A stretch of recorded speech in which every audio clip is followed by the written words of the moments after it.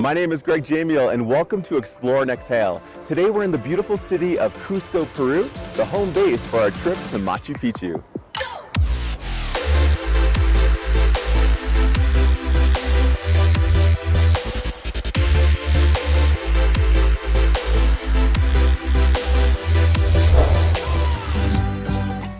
Machu Picchu, the name alone conjures a sense of mystery, adventure, and spirituality.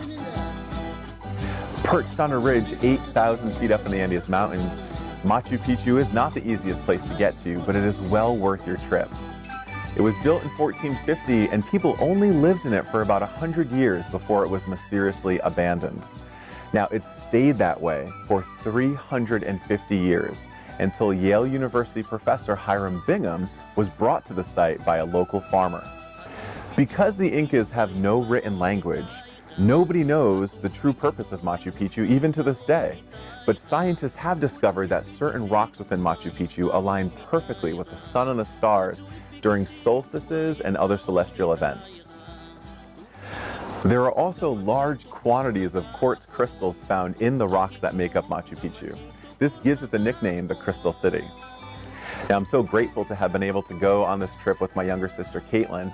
We met in Lima, and then together we flew to Cusco, where our road to Machu Picchu began. Cusco was a total surprise hit with us. We didn't expect to love it as much as we did.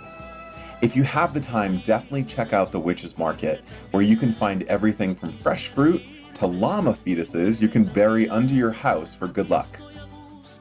For dinner, make a reservation ahead of time at the Uchu Peruvian Steakhouse, which is where we had one of the best dinners of my life. We left Cusco bright and early to explore the beautiful Sacred Valley, home to field after field of quinoa. Our first stop was at the ruins of Pisac, which were amazing. It was the first time we saw the famed Inca terrace system in person.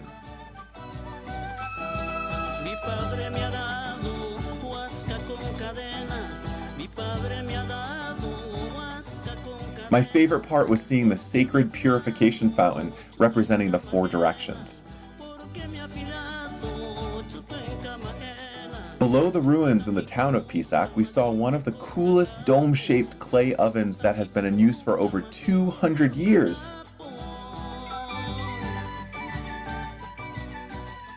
We continued on visiting the impressive Mara salt mines that are still in use today. Since pre-Inca times, salt has been obtained here by evaporating the salty water from a subterranean stream. Moray isn't that far from the salt mines and was absolutely fascinating. This site, which is 11,500 feet high up in the Andes Mountains, contains unusual Inca ruins, mostly consisting of several circular depressions. From the top to the bottom, there is a 27-degree temperature change, and it's believed that this temperature difference was used by the Inca to study the effects of different climate conditions on their crops. We finished the day in the beautiful Ollantaytambo, where we had a good night's sleep and woke up bright and early for the train that would take us towards the Inca Trail. Our train literally dropped us off in the middle of the jungle, and that's where our climb began, as we walked past beautiful wild orchids and flowering trees. Inca Trail is no joke.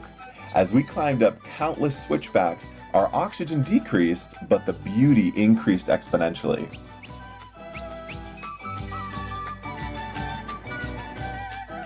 So we've been walking on the Inca Trail since about 8 o'clock this morning. And I will tell you, I'm a little winded. It's pretty high up here, but the views are worth it. It's amazing. After a few hours, we made it to the Huayna, which means forever young. It was built to help grow extra food for Machu Picchu and provide shelter and rest to those Inca who were traveling up to Machu Picchu on the Incan Trail. The Inca believed they were children of the sun. So the higher you built your cities, the closer to God you were. As we climbed, we experienced dramatic weather shifts from sunny and warm to pouring rain and cold.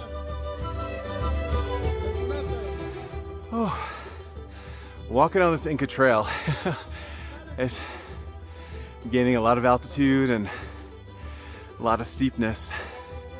Walking through torrential downpours and being on this Inca Trail, this trail that thousands of people have walked on, that thousands of Incas have walked on from so many years ago, this pilgrimage to Machu Picchu.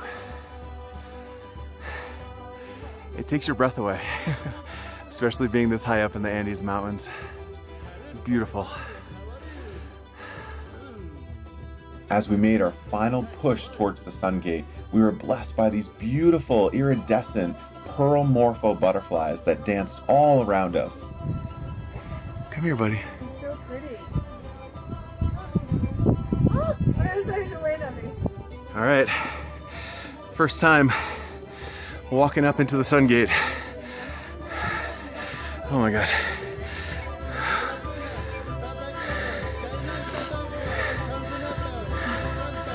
Woo. Oh my God. Oh. It's hard to describe the feeling when you see Machu Picchu for the first time in person. It's like your whole body lights up with excitement.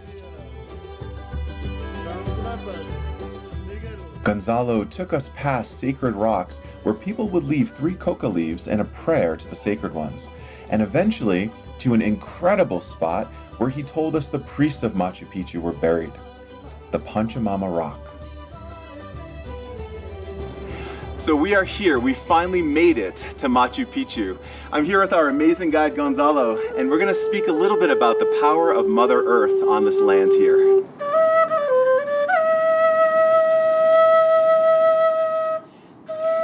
Machu Picchu, it's a crystal city. It's a sacred, a powerful site.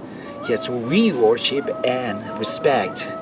This beautiful place is still kept and preserved for the native people who live in this area. And then we, yes, feel the energy in this site. Yes, the vortex and the crystal come into our spirit. Yes, just to feeling a good balance, the earth, and also yes, the heaven, but in this beautiful world. You connect to Mother Earth with the flowers, the trees, yes, where the landscapes, this sacred geography you can and feel here. It's like they've got a blessing. The mountains that we call Apu, spell APU, they are blessing the pilgrims just coming here, and it's where you can have it all around. Yes, the atmosphere, and exactly as the time you're coming, the sun blessing, the rays of the sun, and also the snow peaks that we're feeling here. The way to clean their minds, the way just to be connected with the nature is when you are walking, feeling the earth, you're touching the earth, and you can be transported in different parts and sacred points like Machu Picchu and other sacred sites here. So you have to just take your time, your spirit, just to go and start walking, start just transporting us into this beautiful sites. And the Inca Trail to Machu Picchu, this is one of these, and yes, ways to come, the roads just to come and be blessed for this sacred crystal city. We spent the next few hours exploring the beautiful citadel of Machu Picchu, getting to connect with some four-legged friends and soaking up firsthand the power of this land, which is known as one of the 7 wonders of the world.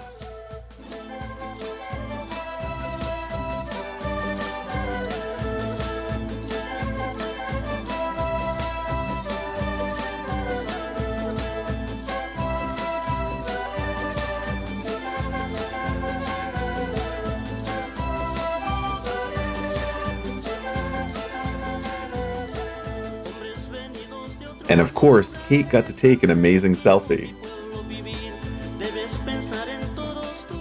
After that, We returned to Aguascalientes for a much-earned rest before coming back bright and early to be one of the 200 climbers each day allowed to climb Huayna Picchu. The best way I can describe climbing Huayna Picchu is basically to go do the Stairmaster for 5 hours, 9,000 feet up in the Andes. It's a total butt kicker.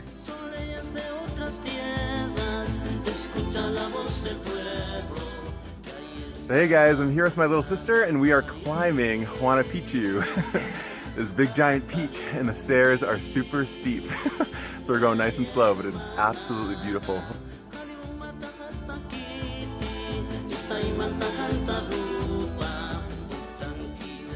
Ooh girl, these stairs are steep. Ooh, big feet, little toes, little steps.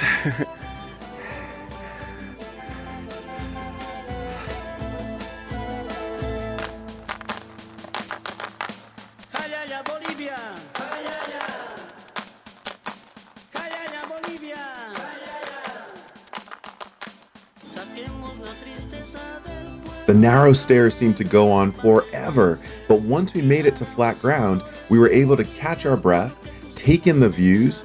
Kate got to take her picture, and I got to take mine. As you make your final ascent to the summit of Huayna Picchu, you have to climb up this narrow staircase called the Stairway of Death, which is appropriately named. It's a long, steep road all the way down. This high up in the mountains.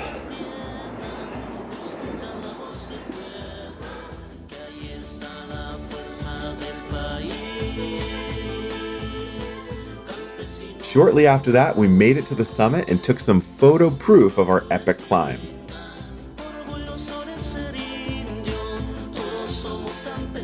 Now, we unfortunately decided to check out the Moon Temple on the way down, not realizing this would add an additional 2 to 3 hours of our stair climbing. A group of us decided to go together, and we all got lost on the way back up. And I can honestly say I've never been more excited to see a Salida sign in my life. So we just finished climbing Huayna Picchu, which is that beautiful mountain in the background. One amazing thing I like to do when I'm in very special places like Machu Picchu is a ceremony called an earth pulling ceremony. And I want to show you how to do that right now so you can connect with the power of the earth here in Machu Picchu in your own home. To get the most out of the ceremony, you'll want to find a quiet, comfortable place where you won't be interrupted for, 5 or 10 minutes. This can be in your house, or better yet, out in your backyard, someplace where you can actually touch the earth below you. We'll begin with alternate nostril breathing to help us get centered for the ceremony. Bring your left palm up so it's facing you. Fold over your pointer and middle finger. Then place your left thumb on your left nostril, closing the nostril. Inhale till you're comfortably full through the right nostril. Then use your ring finger to close the right nostril as well. Hold for a few moments. Then release your thumb, exhaling out left side of your nostril. Then inhale again through left nostril. Bring your left thumb to left nostril. Hold the breath. Then release your ring finger, exhaling out the right side. Continue this breath of inhaling through one nostril at a time, holding and exhaling through the opposite nostril. And while you're doing this, allow your mind to quiet.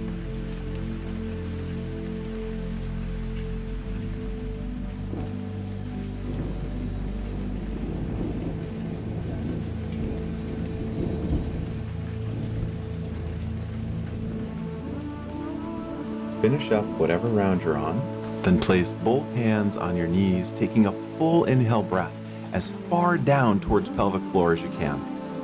On your exhale, place both palms on the earth. If you're indoors, imagine the earth right below your wood and the foundation and the concrete.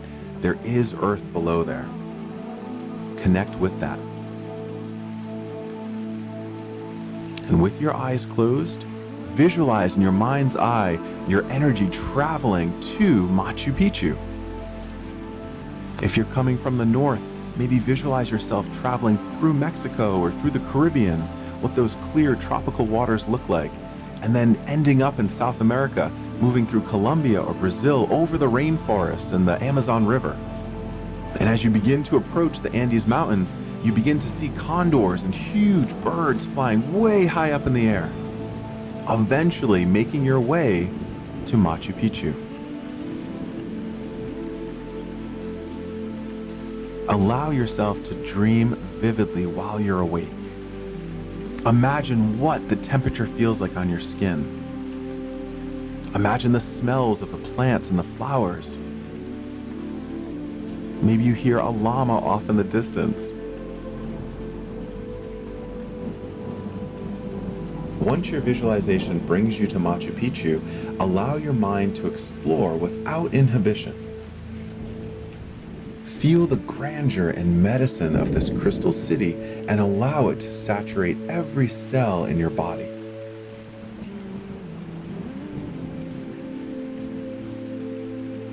Keep breathing deeply and continue to uptake the medicine of the sacred land and feel how it impacts your body.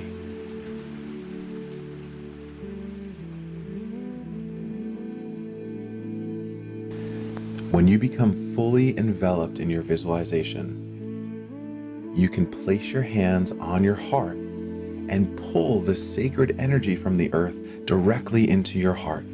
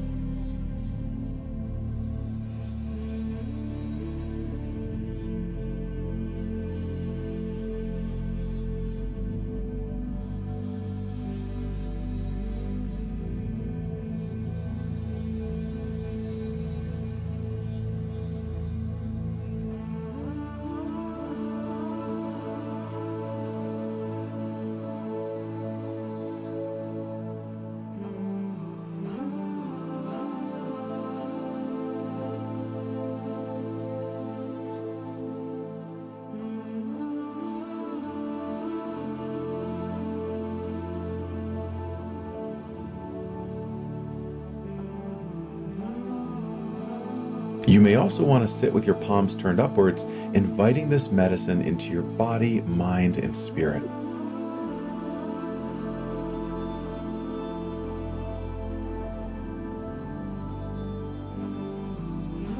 When you're ready to end your visualization, bring both hands together in Anjali Mudra and bow in a gesture of appreciation towards the Mother Earth.